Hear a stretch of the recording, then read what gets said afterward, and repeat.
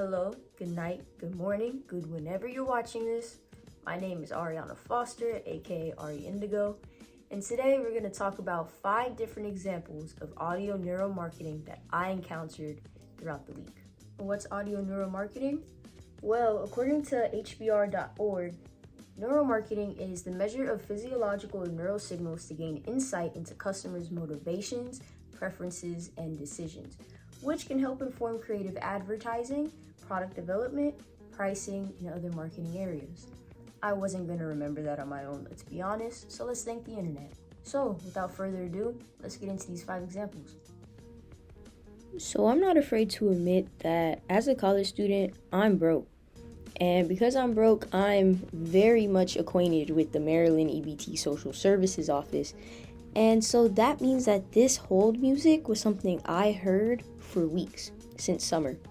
So I was very acquainted, and every time I had to hear it, I would always wonder, why exactly did they choose this song?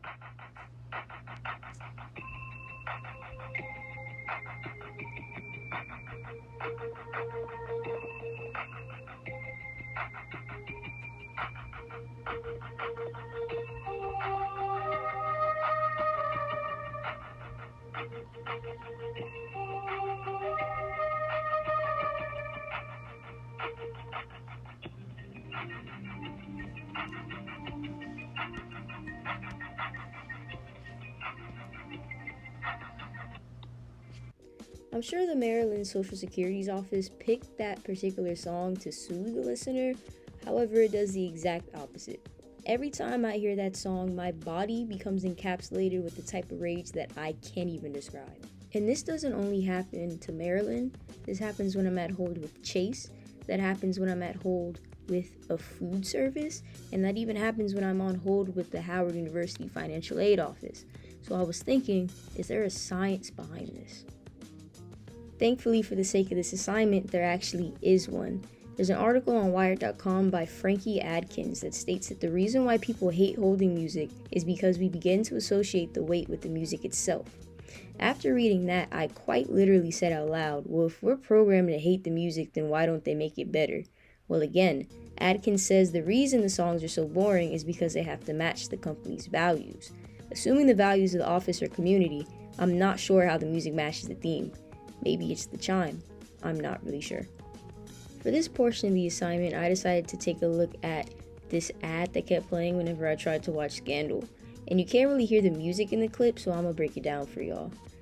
This is a rehab ad, and whenever they represented the drug addicts, they would play this music that was very somber. They would only play instruments that had some type of connection to the low end frequencies, and overall it just sounded depressing. Then when it switched over to the people that were in rehab, everyone was happy, the music was jovial and exciting, and everyone just looked better. Clearly, the advertisement is trying to convey that drug addicts are depressed and need help, while those at rehab are automatically happy and love life. Hopefully you as a watcher know that this isn't always the case, and in fact, many people go to rehab more than once. Again, you can't really hear the music in the background of where I'm at, but I was at a cafe, so I'm gonna paint the scene. It was this really beautiful Ethiopian cafe in Silver Spring, Maryland, and they were playing straight lo-fi and R&B music the whole time. I assume they play this type of music just so people could feel more studious and relaxed and feel more inclined to actually do their work. Nah, but really, whole time I was sitting in that cafe feeling like that little girl on the YouTube live streams for the lo-fi songs. You know who I'm talking about, the one in the hoodie. Hold on, I'm gonna put her in right now, hold on. I know y'all know exactly who I'm talking about, bro. I'm talking about her. She's been rocking with me since middle school. I know y'all know who she is. I'm not crazy. Anyway, back to the actual assignment. My 4th example is actually from Scandal right after the other ad, and I wanted to highlight the camera shutter effects in the transitory scenes just because they played so frequently, and I can only imagine that they do that because they want to give the show a scandalous paparazzi feel. I feel like they do just that because whenever a scene comes on with this sound effect, it always hits harder. I wasn't able to get this last sound on camera, however, I'm gonna be quiet real quick just so y'all can hear it. I know you guys know what this sound is though. That's right, that's the sound of money.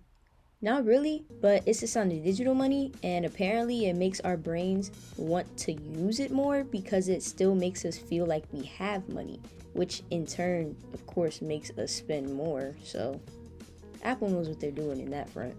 So, in conclusion, yes, marketers use every single tool under the sun that they can use to trick us consumers into buying products to increase their pockets, their revenue, their profits. Are we surprised by this? No.